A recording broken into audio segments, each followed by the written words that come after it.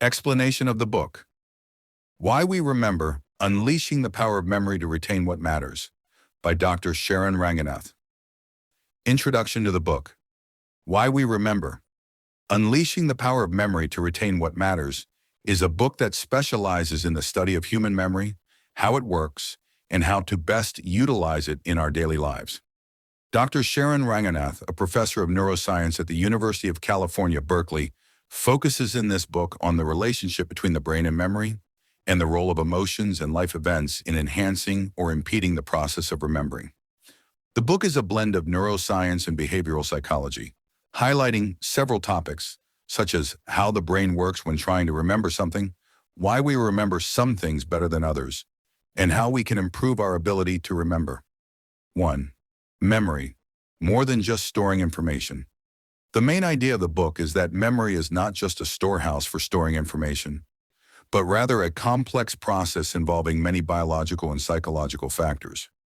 Ranganath discusses how memories are formed over a long period of time and are shaped through multiple interactions with the environment and the situations we experience.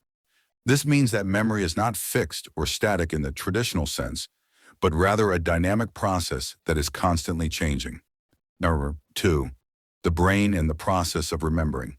The author discusses in great detail how the brain works during memory, emphasizing that the brain uses several different regions when retrieving memories. The hippocampus is responsible for transferring short-term memories to long-term memory, while the amygdala plays a key role in linking memories to emotions. Ranganath highlights the role of sensory memory and how information we receive through the senses, such as sound or smell, leaves a stronger impression in the brain, making it more memorable. This explains why memories associated with certain emotions, such as joy or sadness, remain in our minds for longer periods. 3. Emotions and their effect on memory. The effect of emotions on memory is one of the most prominent topics covered in the book. Ranganath explains that emotional memories are more vivid and lasting than non-emotional memories. For example, we remember happy events such as weddings or moments of success more easily than simple everyday events, because the emotions associated with those moments enhance the process of memory consolidation. The studies discussed by the author indicate that emotional memory is stimulated by an interaction between hormones secreted by the brain during emotional reactions, making memories more vivid. 4. Memory as a dynamic process. Ranganath addresses the idea that memory is not static, as some believe. Rather, it is a dynamic process that can change over time. Memory can be influenced by recent experiences, leading to the reconstruction of old memories. This means that what we remember today may not necessarily match what actually happened. One important point the book raises is how new information can interfere with old memories and modify them. This process isn't necessarily negative, but it can sometimes be beneficial if these modifications make memories more consistent with reality or more relevant to current contexts. 5. How to improve memory. One of the most useful parts of the book is its presentation of scientific strategies for improving memory.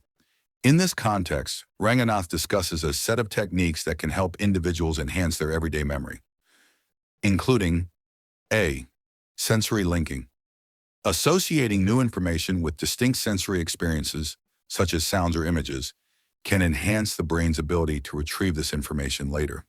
For example, you might find yourself remembering a particular place just by hearing an old song associated with it. B. Structural organization. Organizing information within the brain is one method of enhancing memory. Techniques such as memory palaces or chunking information into small chunks can be used to increase the brain's ability to store and retrieve it. C. Active retrieval. Actively engaging with information through self-tests or retrieval exercises helps strengthen the connections between information. The more you try to retrieve something from memory, the easier it becomes to recall later. D. Repetition. Re-exposure to information periodically helps consolidate that information in long-term memory. 6. Benefits of forgetting. In many cultures, forgetting is viewed as negative, but in the book, Ranganath presents a different perspective. According to him, forgetting is an important part of improving memory. If we don't forget, we will overload our brains with a huge amount of useless information. Forgetting helps the brain filter and retain the most important and necessary information, thus facilitating the overall process of remembering. It also helps eliminate negative memories that may affect our psychological state. 7. Social memory. How to share our memories with others. One of the fascinating topics discussed in the book is the idea that memory is not solely an individual process. When we share our memories with others, this exchange reinforces or modifies them. Social interaction plays a significant role in shaping and updating memories. It becomes clear that memory is in constant interaction with our social environment and surroundings, making memories richer and more complex. By talking with others, we can recall details we had missed or reconstruct events we experienced based on what others tell us. Unit 8. How to use memory in our daily lives.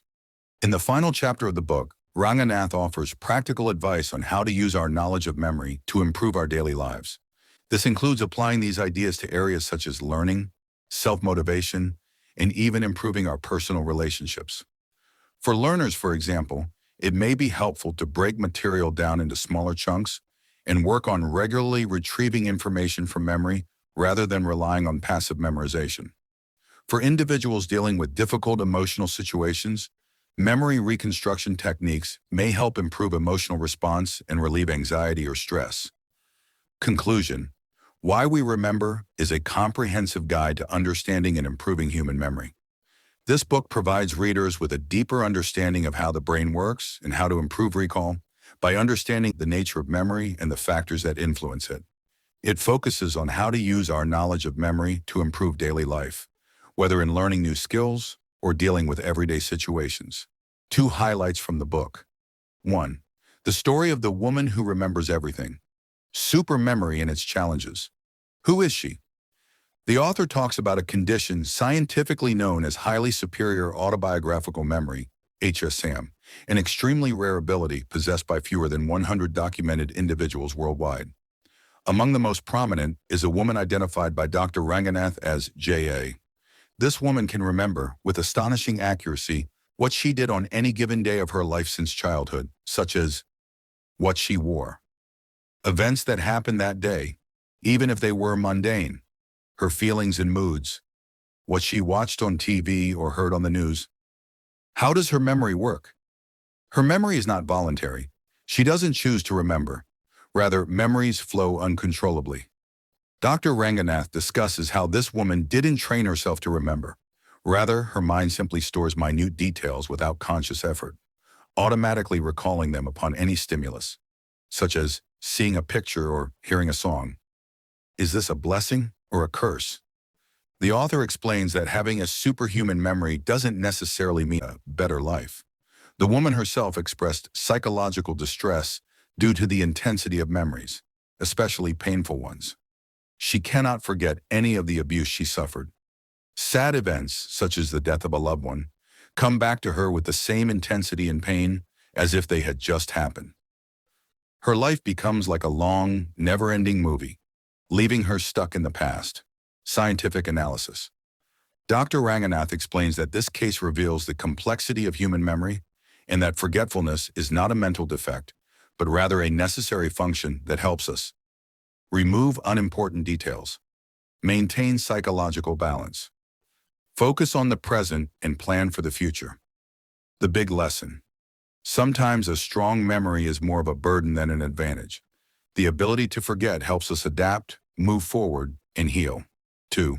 The story of a 9/11 survivor. The power of emotions to distort memory. What happened? The author tells the story of a man who survived the September 11, 2001 attacks. After the disaster, he repeatedly told the story to the media and his friends. He said he was in one of the towers, felt the shaking, fled down the stairs, and upon exiting, ran into his coworker and spoke with him. However, months later, he met this coworker who told him, "I wasn't there at all." The survivor swore he was certain of what happened, and his memory seemed so clear and full of detail. How can a memory be strong but false? This is where neuropsychology comes in. Dr. Ranganath explains that memories associated with strong emotions, such as fear, shock, and survival, are stored in the brain more vividly and clearly.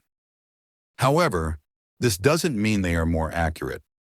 The brain reconstructs memories each time we recall them. incorporating elements from our imagination or from stories we've unconsciously heard from others. What causes these errors? In disasters or traumatic experiences, the brain is on high alert. During this time, the brain prioritizes storing feelings of fear or survival. Subtle details. Who was with me? Where were you? When did I leave? Can later be incorporated with incorrect information. Important lessons from the story is 1. Memory doesn't work like a video camera. It's more like a painter who recreates the event each time, sometimes changing some of the colors or lines over time. 2. Overconfidence in our memories can be dangerous, especially when it comes to court testimony or historical events. 3. Emotions amplify some memories, making them seem realistic, but they aren't always. Conclusion. These 2 stories highlight 2 central ideas in the book. That memory is not simply the storage of information. It is an active process, influenced by emotions, experiences, and psychological context. That forgetting is sometimes a blessing, enabling liberation and growth, while excessive or misleading recollection can lead to stagnation or pain. Or,